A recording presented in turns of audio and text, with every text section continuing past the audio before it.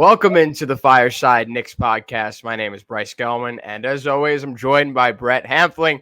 Following, what a great game!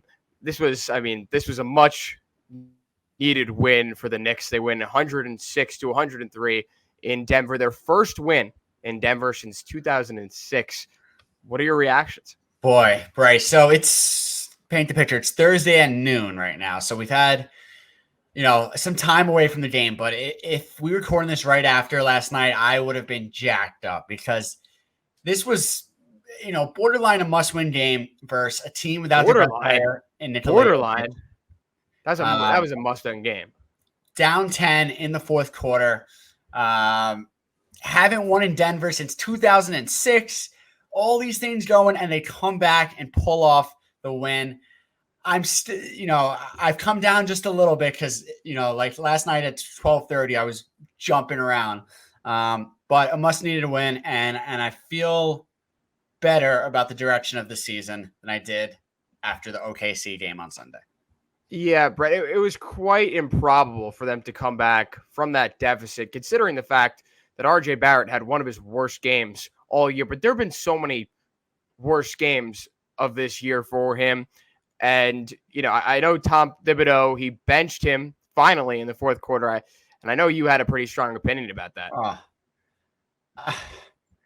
Listen, Bryce, my blood pressure yesterday, it's almost never gotten higher about a specific coaching decision than this. RJ Barrett looked not bad. He looked awful from the start of the game.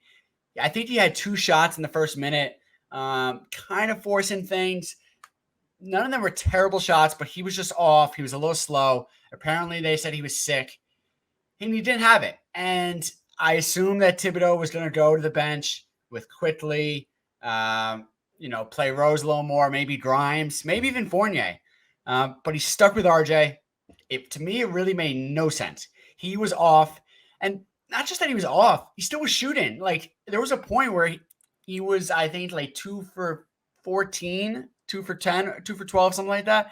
And he had the most shots on the team. He played the most minutes on the game at a point. I think Randle ended up passing him. He finished 4 for 18. He was awful. And it just didn't make sense. Like, we need to win this game. He doesn't look good. Apparently he's sick. Tibbs, are you watching the game? I couldn't believe it. I really felt like Brett, I just think it's slightly hypocritical because after the OKC game on Sunday, RJ was benched for basically the entire second half. He was having a terrible game, and fans got all over him. They were like, Why did you make this decision? So then when he decides to leave RJ in and not take him out until the fourth quarter, fans jump all over him. And listen, I'm not by any means a proponent of what Tom Thibodeau has been doing as head coach of the New York Knicks, but I'm just playing devil's advocate here because I think it's like, come on. Like, at this point. Well, here's the thing. Now it's a culmination of bad games. So he was 2 for 10 in that game you're talking about in OKC. He was 5 for 18 in Utah. And then he was 4 for 18 in last night. He's 11 for his last 46. Good math, Brett. It was a culmination that he does not look good this week. He might be sick. He doesn't look good this year. I hope he's sick. I really hope he's sick. I hope he has the flu because if not, this is concerning. He looks slow. It doesn't seem like he's had the flu for an entire month because he's only had 5 of his 15 games shooting over 50% from the field, which is like tragic.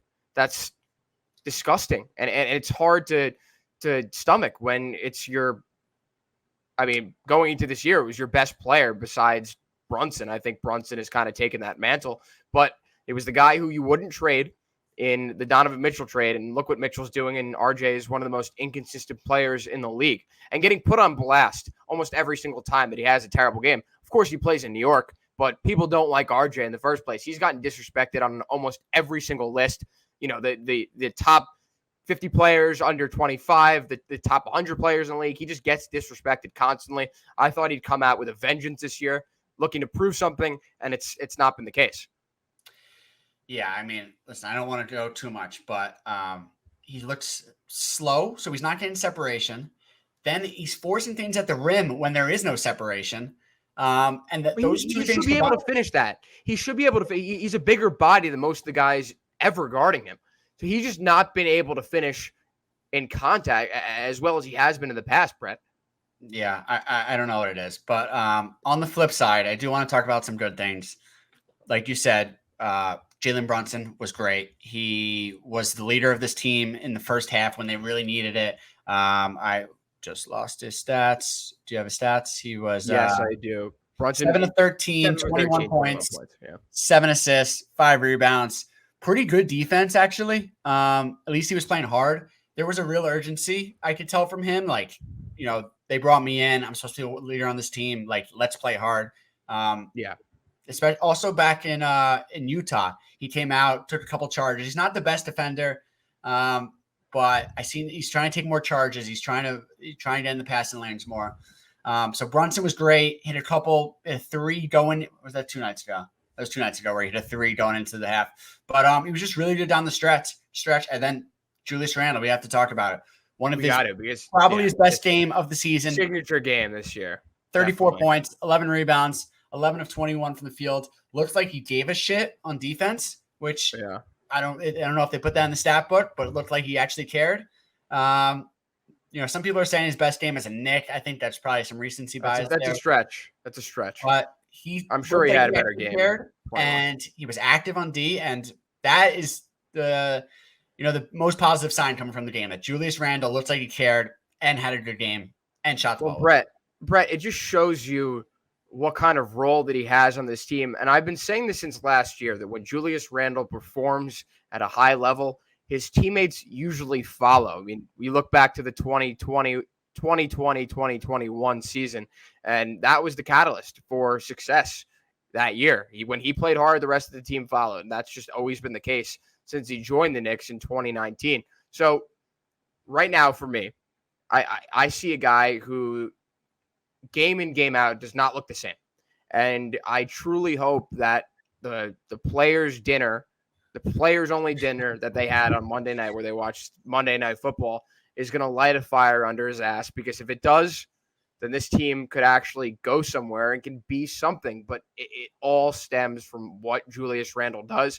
And hey, maybe if he continues this up, they could trade him, get his trade value up, and then get him out of here while everyone thinks he's great. Yeah, I'm telling you, it's not a recipe for success. And I'm going to come back to this. Trust me, they're going to need a players only dinner every week. Fine. How is that what he needed to perform at that level? And it's not like he doesn't play hard all the time. He's usually like hustling, but it's like, he was under control. And there's a difference between when he plays recklessly hard and when he plays under control hard. And again, like, you look at the play that he made with like 2.5 minutes left in the fourth quarter. He dove for the ball, dished it to Brunson. Brunson finished with a dunk. Jalen Brunson dunked in a game. I know, it caught me. And that was all because of Julius Randle's hustle. And without his performance tonight, the Knicks lose by a lot. Yeah, I think that Julius Randle hustle energy lifted Jalen Brunson probably 2 to 3 inches higher than he could jump for that dunk. Agreed. It's like when moms like could lift a car with their babies under or something like that. I mean, listen, I'm gonna say there's a chance that Julius can sort of put some consistency together, be the leader of this team. He's not gonna be the guy he was 2 years ago, because there was a level of flukiness in that 100%. But I'm gonna say there's a chance, maybe a higher chance than you would say, that he can establish this rhythm. You said he plays hard. He looks like he plays hard, but a lot of times it's just like too much cheating. It's too much laziness. It's not like I used to do when I was kind of younger. Like, you find little ways to like take off and cheat that doesn't look like you're not playing hard, but you kind of just sometimes walking around the court. You point another guy to pick up your guy like it's a switch, but like, no, we weren't supposed to switch there. Like, fight over the screen. It's little things like that. And he actually did a little of those lazy things yesterday. But towards the second half, he played harder, which sticks in people's minds. So listen, I don't think the Knicks are trading him. I just don't see it happening. So we're going to be talking about him all season, and it might be a roller coaster. And that's the thing about being a Knicks fan. That's the thing about podcasting. That's the thing about caring about these teams that take us on these rides. But another player that we haven't talked about much this season, I don't think we've talked about it at all, that I want to mention is Jericho Sims, because with Mitch out, he's played a bunch the last 2 games, and he's looked really good. A super live body, chiseled from the gods. So raw. He's the most raw basketball player I've seen in years. Yeah, but you don't raw basketball players could grab rebounds. Raw basketball players could throw down alley-oops. They can. Raw basketball players could get in the passing lanes. And that's what he was doing. He's super long, super chiseled, jumps really quick, not just high. People think jumping high is that important. Jumps really quick. Gave us some really good minutes yesterday and in Utah, specifically in the first half. I guess Tibbs doesn't trust him enough in the second half, so he's played more in the first half both games. But he's clearly their defensive option when they need it, when Mitch is out. Like, he's going to be the guy that they rely on in the clutch moments. They put him in with 30 seconds last night. I mean, you could tell that Tibbs obviously trusts him to a certain extent defensively. And like you said, he could grab rebounds. Like, he's been a solid player. But let's talk about 2 other guys that I think played an incredible role last night. May not really show it on the stat sheet, but Cam Reddish and Quickly has been the Knicks' best defender this year. I think that is. That like defensive possession that he made on that last play on Jamal Murray was.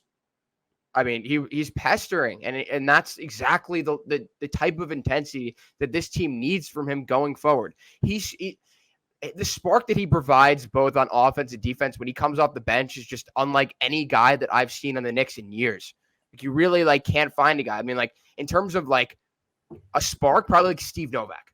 Like, in a different way, like Novak coming off the bench, hitting 2 threes, like, that's a huge boost. Quickly coming in, getting some stops, feeding some lobs to Obi. That's a different type of boost. And it's the same, sort of excitement that you need, especially on any given basis. Yeah, I love Quickly. I love Emmanuel Quickly. Playing great defense. 538 numbers, which is like a analytical site, has him as the best defensive guard in the NBA right now. Listen, analytics are tougher for defense. There's not as many concrete stats, but he's a good defensive player. He gave Jamal Murray no space on that play, literally no space. Jamal Murray, who has good handle, has a great sort of step back into different types of shots, no space, chunked it off the backboard. And the thing is, he's not shooting the ball well, actually. It's his worst shooting season of his career so far. He's shooting 30% from 3. Yeah, he's finding other ways to be impactful, which is huge. Just think about when he finds his shot, Brett. Yeah, like what could happen for his confidence. And let's talk about Reddish, because Reddish played the most minutes all night last night. He played 37 minutes. And I don't think anyone could have expected going into the season that he'd be playing over Fournier, he'd be playing over Grimes. Grimes is a different story, and I'm pretty irate about that. But I think today, we're going to stay positive about last night. But Reddish, the highest plus minus on the team, a plus 13. He's the Knicks' best wing defender right now. I mean, you could say Quickly. It's probably Quickly and then Reddish. But Reddish has really found a role with this team, because now he's playing with a level of intensity that isn't just like sitting back, shooting threes. He's getting to the basket. He's using his length to finish in contact. And it's something that has kind of there's always been this question with Reddish is where does his potential lie in terms of areas of his game? And I think that he's found a level that, puts him above the competition. Like, he's so long, get to the basket, finish over guys that are way shorter than you. And you have an advantage, and he's taken that in stride. Yeah. Listen, I said this earlier, might have been the first pod we did the season. I did not think Reddish was going to be a player for this team. I was kind of fully off the bandwagon on him, and he's proven me totally wrong. He is super long. He's getting into the lanes with his long steps, his Euro steps, nice and slow, which I like, uses his long body. Exactly. And then he's good body control. Like, he can hang with people. He could take the contact and lay it off the rim. Good finishing around the hoop. Gets into the passing lanes. Him also gives a shit on defense. He cares. Mm-hmm. I don't think I said that last year. I mean, sometimes things just click where you realize, hey, if this doesn't work out, I might not be on another NBA team. And sometimes that's what it takes. And he's fighting for playing time, and he's getting it. I did not even realize he led the team in minutes last night. But by 5 minutes. He played 5 minutes. I mean, I get it, because it's RJ would have probably eaten into some of those minutes, but they played the majority of those together. No, clearly Thibs trusts him to a level that, again, I don't think any of us expected. Like, I thought Thibs would be finding any excuse to not play the guy, but you got to give credit where credit is due, and Thibs is clearly giving him that credit right now. So, I mean, going forward, this game, it should mean a lot to this team. And you saw how excited they were following that win. Randle catching the miss and slamming the ball. He obviously excited about. They got to finish this road trip off smoothly, because 2 wins against 2 teams who were undefeated at home is a big feat. And they can't lose sight of what's in front of them, and that's, hey, we're gonna try to make the playoffs, but hopefully, there's a part of me that hopes that they lose the next couple of games on this road trip, so Thibs can be gone, and then they can give the reins to Johnny Bryant. You can't just throw that in as a side piece at the end of this podcast, because that's a whole thing that we could get into. But I'm just trying to stir the pot, but that's going to be something that we're going to talk. We're going to talk about that going forward. Let's revisit that after this road trip, because listen, if they beat Phoenix or Golden State, we're kind of cruising. If they lose to Phoenix, Golden State, and Oklahoma City, even though we had 2 great wins, that'll just be a sour note on this trip, and then we could talk. Yeah. But I just wanted to throw it out there. All right. You got anything else to add from this game? No. This is one of those things where I feel good right now. By the next time we pod, it could be a whole nother level, because it could be. Golden State needs a fucking win. Steph just scored 50 last night and lost. Phoenix, who just beat Golden State, is looking really good right now. And then we're playing OKC versus Shai Gilgeous-Alexander, who's the best player in the league. Who's incredible. He's so good. So things could change. So rough. I wish they got him. He was available, or he was. He was available. He was. Who knows? But yeah, I don't know. I feel good. We'll see what happens in a week, Bryce. All right. Well, you know how it works as Knicks fans. You never know. All right. Well, that's going to do it for this episode of Fireside Knicks. Bryce Gelman, Brett Hamfling. We'll catch you next time. Go Knicks.